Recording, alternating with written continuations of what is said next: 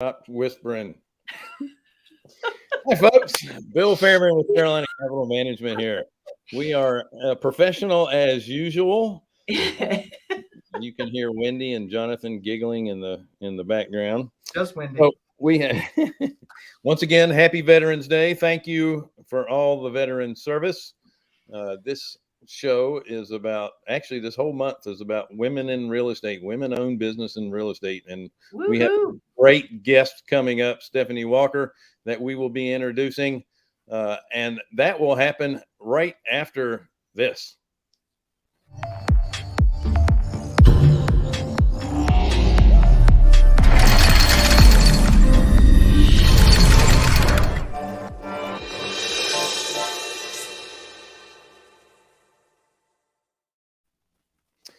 Hi, folks. I apologize for the glare in my glasses, but you don't want to see what this looks like. Besides that, I can't see with them. So thank you so much for joining us on the Passive Accredited Investor Show. We are Carolina Capital Management. We are lenders in the Southeast. If you're interested in borrowing money for a real estate project, go to carolinahardmoney.com and click on the Apply Now tab. If you're a passive investor looking for passive returns, click on the Accredited Investor tab. Don't forget to like, share, subscribe, hit the bell. And don't forget about Wednesdays with Wendy.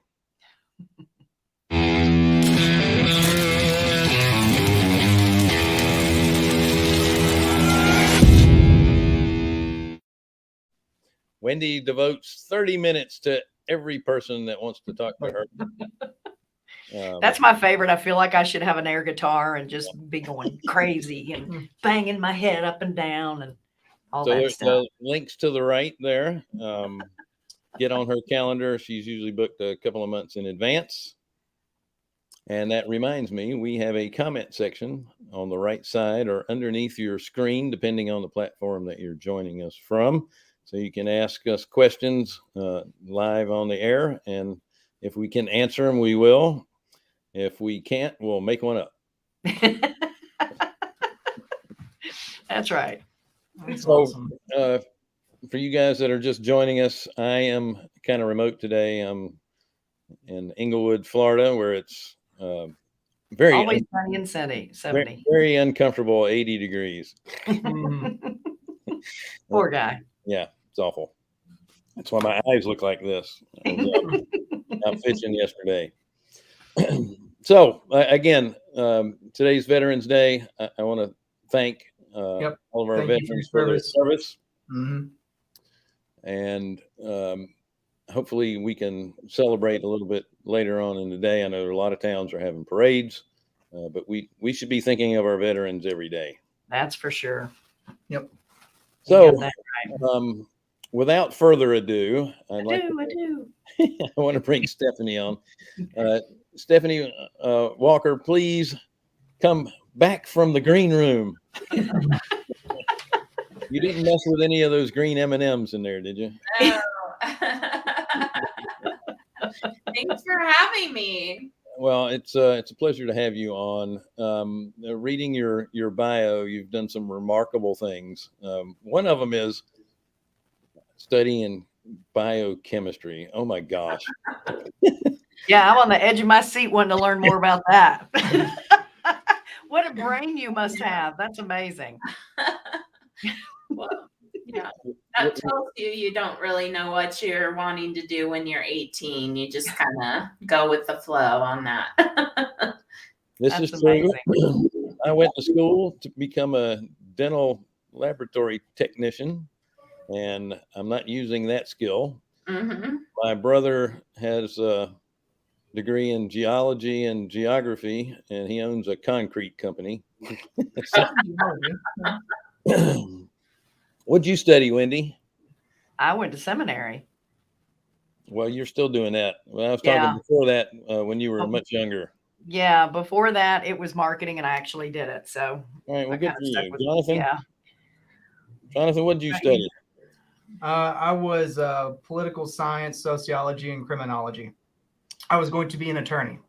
All right, well, we're glad you and didn't he'd make a great one. He'd make a great when he acts like an attorney all the time. So, Stepanie, give me a little. I know that you went into the insurance business when you got out of school, and you were on the claims and adjustments side of things. What do you think of that side of the business? It was interesting. It was because I was handling right before I left. I was handling like very complicated claims, very complicated accidents, but it would wear on you because every day you come and you'd get a couple files given to you with, a sad story, a picture of dead people, it's just, it was very draining. But, really made me see the value of insurance. But just working in the corporate world, I, did about, I was in that for 8 years, and I had been sat down and they told me where they saw me going in the company and wasn't really where I wanted to go. And then they gave me a 2% raise and said, enjoy yourself with that. And you know what? I went home and talked to my dad, who was still alive at the time. And he is, my role model, and he is an entrepreneur. He was a second generation entrepreneur. His father came straight over from Germany. And he's like, Steph, you know what you're going to get if you stick with this. Or you can get out and kind of make your own destiny. And so that's what I decided to do. Awesome. Yeah. Awesome. And you're in a part of real estate that a whole lot of women don't dive into. Right. So that's really, really extra interesting that you're doing that. Tell us how you really got into the real estate world. Well, when I started my insurance agency, I always loved real estate. I didn't have a great deal of education with it, but it always made more sense to me, real estate, than stocks. So I would always invest in, small single family or duplexes, in areas of Colorado where I thought there would be growth, and I had happened to be good at that. But I wasn't a particularly great landlord. Because I'm too soft. I could never raise the rent, and I wasn't really ever cash flowing tremendously. So I was invited to this boot camp about syndications, and I'd never heard of it, never heard the terminology. Went to it, and that absolutely changed my life. I loved the concept. I'd never heard of it, of a group of people buying something bigger than anyone could do on their own. And so then that was in 2016, and I just went full force into learning, because that actually you do need to learn. You can't really wing it. So you just threw myself into learning, did my first syndication and at the end of 2018, and realized I didn't ever want to do one by myself again.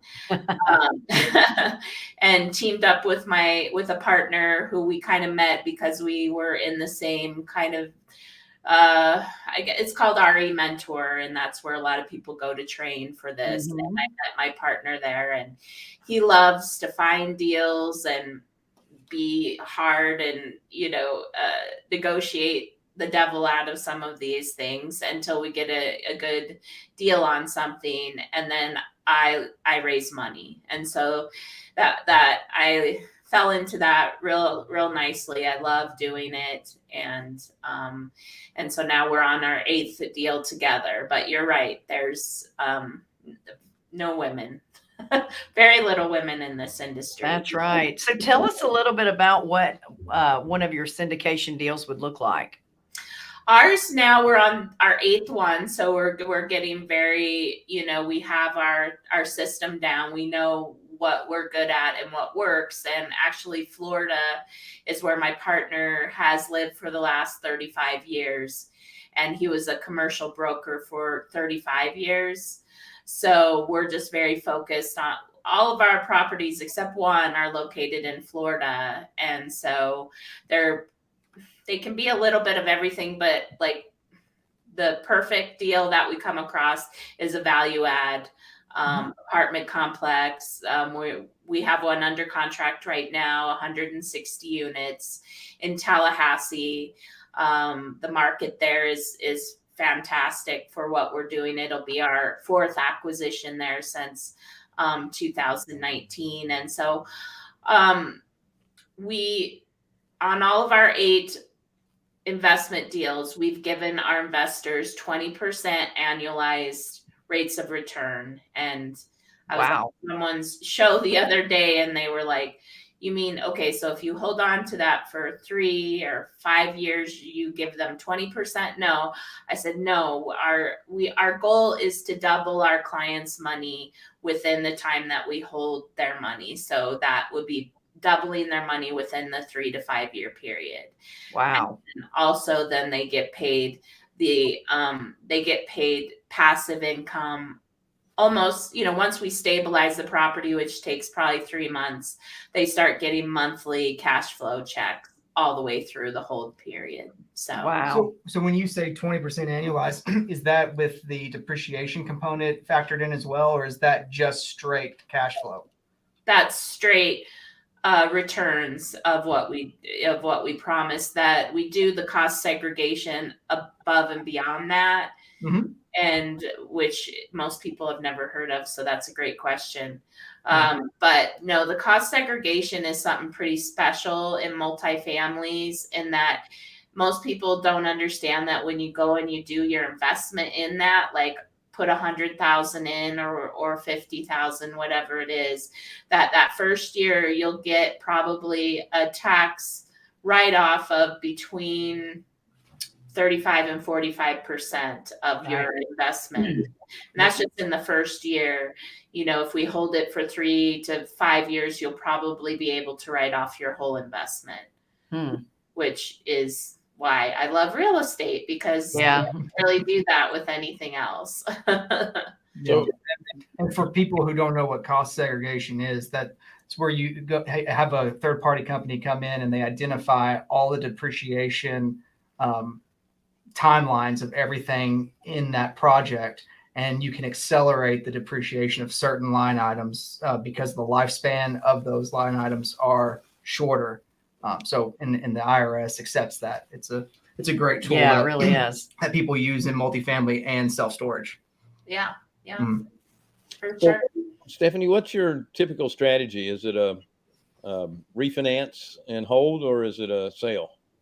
Well, with us, we kind of started, our goal for both of us, we just happened to share the same values, but for us, we wanted to grow real organically and slowly. We didn't want to use institutional money. We wanted to have individual investors in each of our deals. And so if you know anything about raising money, it takes a little time to get investors, especially if this one we're going to be closing at the end of the year is a raise of $7 million. So we couldn't just start out with that amount. So we started more like in like 20 to 30 units, and then we built up to like 50 and 60 units, and then now we're this property is at 160 units. And we did that specifically because we wanted our investors to invest with us once and then be so happy that they want to invest again and again. So I'm sorry, I'm going into a long answer here. Is our smaller properties, we just want to sell them, actually, the smaller ones, but like this 160 unit, and we actually closed on a 55 unit last month. Those are legacy properties. They're, we look at them as legacy properties. So yes, we will probably refinance those, give the clients their returns, and then ask them if they want to continue, in the project, or if they want to do a different one. Now, do you let them retain their equity position through perpetuity, or is there a buyout period, or is it both? It's whatever we have small enough investor, I don't think we have more than like 30 or 40 investors in any one of our projects, so we can talk to, you know, people and see what they want to do. And we're very accommodating because we couldn't do what we do without our investors. So Right. that, you know, we are going to bend over backwards to make them happy, to be sure they get what they want. Absolutely. That's awesome. Now, are you doing just multi-unit residentials, or are you doing mixed use, light industrial? What are you dipping into anything different? We're not real. I mean, this year was a weird one, because if you know anything about multifamily, it's so competitive. So this year we kind of went a little out of our comfort zone and got brand new construction from a developer who just wanted to build and be off with it. And so that's like it's a B property, but it's brand new construction, which really isn't what we necessarily look for. And then we also are involved in a pretty cool project in Davie, Florida, where we're building 24 luxury homes that are all green, completely self-sustained. Like they've got the Tesla power walls, and they can be completely off the grid. And so that's been kind of exciting this year. It's just came across our desk, but our bread and butter is the value add, you know, and that's what our investors like too, is just, you know, the value add B properties in great locations in Florida. Gotcha. Well, I've got a buyer for your smaller properties if you're interested in selling. Yeah, we'll talk later. Yeah, we'll talk offline for sure. But I was going to say we also have, probably, if you're looking for investors, we can probably help you out there. Yeah, for sure. Yeah. So I was going to say, if you have 24 houses and they're all the same color, doesn't it make it difficult for people to figure out which house is theirs? Because they're green. Because they're green. Yeah. That's true. Yeah. No. Oh, wow. He'll be here all week, folks. Yeah. One of the benefits of having the depreciation for your investors is that when you do hit that sale, if they don't take the depreciation, you know, each year that they can get it, they can hold it. And then when the sale happens, when they get that Capital gain. Yeah, thank you. They're trying to realize capital gains before they're even realized. So it's been kind of a block in my brain. I'm trying to block it out. Anyway, you can save that up to offset your gains, which is awesome. Yes. Yep. That's true. And that beauty is that, you know, with all this rigmarole in Washington, and, you know, them talking about 1031s and changing the, you know, the 401k, self-directed IRAs types of things, dipping into that, they haven't made one word mention of cost segregation. So that's nice to know. It is kind of funny that they skipped over that, isn't it? Yeah. Well, What must benefit someone there? Yeah. Yeah. As few people listen, as few people even know you can self-direct your IRA. There's even fewer people that understand anything about cost segregation. Yep. That's right. That's for sure. Even I come across a lot of accountants that don't understand it. So yeah, it can be a little frustrating, but. So listen, I get Florida is a great place to be. It's you know, one of the few remaining free states. Yeah. I'm a little biased. I'm there right at this moment. But are you a little concerned that you're geographically all your eggs in one basket? Yeah. I hear that, you know, from my mom, actually. I sound like most people's moms. I would have said that before COVID, but and I forgot to mention we have a couple small retail you know, places. When we first started, we bought a few retails out there as well. But, you know, watching how COVID was handled down there, watching the, you know, the way that businesses kept open, people kept working. Sure. There's a very landlord friendly state. Those things, they're huge. And we're not to say, our hold periods are usually the 3 to 5 years. Yes, there are some, properties that will probably keep as legacy properties. We're not opposed to going outside of Florida, but Florida has just been really good and insanely good. Just like the volume of people that are moving there, it's 2,000 people a day. And Wow. And quite honestly, Florida just they haven't kept up for years now. And so it'll be probably a decade before they fully get caught up with the building, which just means that if you invest in Tallahassee, where we just, bought our third property there, the rent growth last year from 2020 to 2021, August of 2020 to 2021 went up 18%. And we have seen that in our other 2 properties we have there. And so I just feel like it's the time for Florida. And though we're open to looking at other places, but largely in the South, where you guys are. Yeah. When you have North Carolina, South Carolina, Georgia, not so much North Carolina, even though I live in North Carolina. There's tremendous growth there, but it's not as free as South Carolina, Georgia. Yeah. But those are good areas, and people are moving there like crazy as well.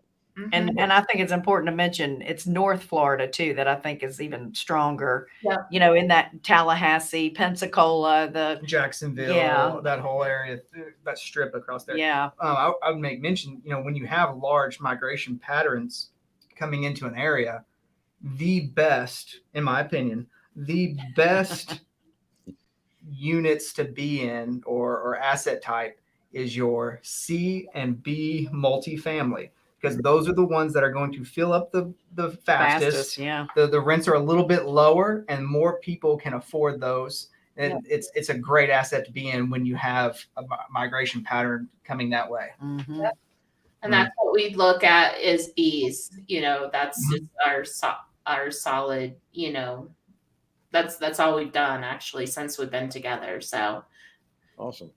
That's great. Stepanie. So I'm sorry. Go ahead, Wendy. Where do you see yourself in the next 10 years? Where are you growing toward? What's your pattern? I don't know. This is definitely my life it's different. It's really different. I just retired from my insurance. I sold my insurance agency in July this year.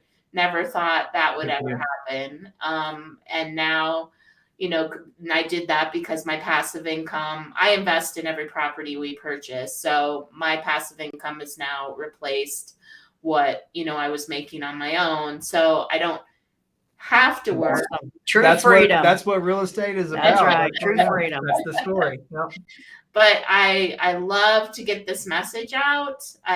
Which is why I go on a lot of podcasts, because I really believe that people need to understand these types of assets and know that these are things that banks, insurance companies, and the wealthy have invested in for years. They're largely recession resistant, and inflation resistant. These and so many people, they were just talking about how inflation is happening because of all the money they're pumping in for all these, bills for infrastructure, and how people are like, oh, well, it doesn't cost them a dime.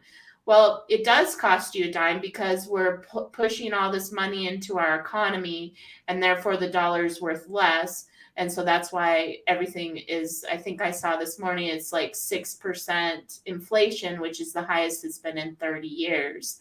So, and that hits like your average everyday person pretty darn hard. And like for me, this was the first year I had almost all my stuff in investments.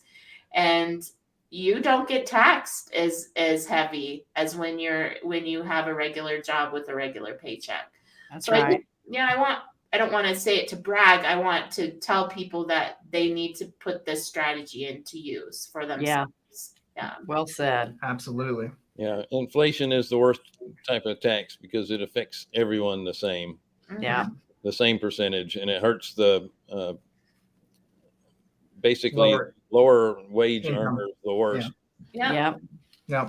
No, you're 100% right. It's and most people when they invest in different things or hold money in a bank, is people tell them like you gotta hold all your money in savings, and what they're earning at that is inflation is outpacing that sometimes 10x, and it's like you're wasting your time and you're wasting your future by doing that and investing into assets that appreciate while you can capitalize depreciation. And if you throw in, they also cash flow. It's like it's a beautiful thing. Yeah. Exactly. Absolutely. I agree 100%. Stephanie, how can people get a hold of you? Just going to my website is www.erbewealth.com, and we just put up a new investment report that just talks about the 5 reasons that you should consider this type of investing for yourself. There's a great deal of content on my website. I try to, make it as educational as I can because most people I work with have not heard of this type of investing. Yeah. Yep. Well, I know Bill was bragging about your website, and he sent it to our marketing director and said, "Here, copy this." He was very impressed with it. Well, good. Yeah. I mean, that's what I said. You find stuff in this industry that works, and that's what people tell you to do. Just copy it. That's right. Do you have an open offering at the moment? I do. Yep, I do. That's that property in Tallahassee. In fact, we don't have tons. We did have 3 this year, but 2 is probably more along the lines of what we put out every year. But this one is our value add property, which is like, what everyone wants to get into, and actually is our first one we've had this year. And the reason it's so sparse and few between is we won't buy a property unless, we're making our money on the buy. We absolutely are not buying for future appreciation or anything like that. Good move. So that's why it's so hard. We look at hundreds and hundreds of deals before one will pan out. Right. And why do they look to make it on that and not on the future appreciation, which a lot of syndicators get in hot water doing, buying off the future appreciation? When markets shift, because we always know they do. Yeah. Stephanie's investments will largely remain unaffected. Right. Like that's why she does that. Yeah, and all of our pro forma in our financial packages will show you that we're showing rent growth going up 3%, expenses going up 2 or 3%, and that we know darn well is not what the market is actually doing. So we always underwrite our deals extremely conservatively, so that even if we have a flat market for a while, which will probably happen, it did in Florida. It happened when there was the crash there. The rents flattened out for a few years, so we want to be prepared for that. Right. Yeah. Right. Absolutely. Awesome. Excellent. Stephanie, thank you so much. Yeah, this has been great. Good stuff. Great content. I always like to see people go to a boot camp and have it change their life. Yeah, for sure. We're real big on masterminds and education ourselves, and we wouldn't be where we are without that. So, that's right. Congratulations. Thank you. Yeah. Wendell. Wendell has a question. Is this only for accredited investors? Your syndication. Most of them are for accredited, but actually this one, we've had a few people come that have been waiting for so long all year for this one. And I have a few, we're changing it to be for some sophisticated ones will be allowed into this. Awesome. One. Yeah. Okay, so Wendell's pretty sophisticated, so. Pretty sure he's accredited. Yeah. I think he wears a top hat. Does that make him? Thanks again. This was awesome. Yeah, thank you guys. Thank you so much, Stephanie. And folks, thank you for joining us on the Accredited Investor Show. We are Carolina Capital Management. We are lenders in the Southeast for real estate investors. If you are interested in borrowing money, go to carolinahardmoney.com, click on the Apply Now tab. And if you're a passive investor looking for passive returns, you can hit the Accredited Investor tab. Don't forget to like, share, subscribe, and hit the bell.